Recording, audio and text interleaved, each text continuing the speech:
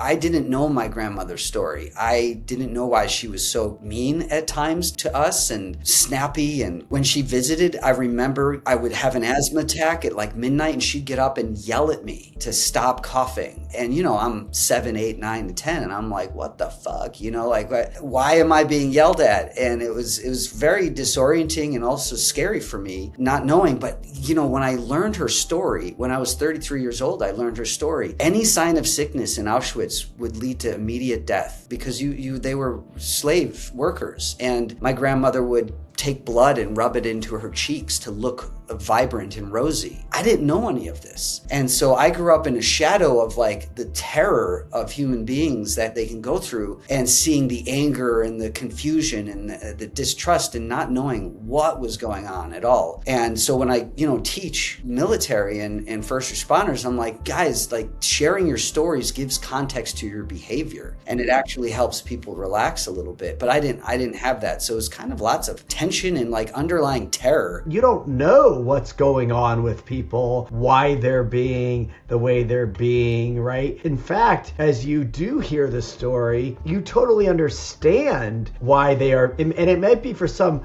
reason you had no idea. That makes perfect sense. And then there's, compassion and or at least some sort of understanding of each other where we can then move past anger, resentment, upset. There's a real release and clarity that comes with the knowing of what's going on rather than just the assuming and the judgment and then the storytelling that goes from there.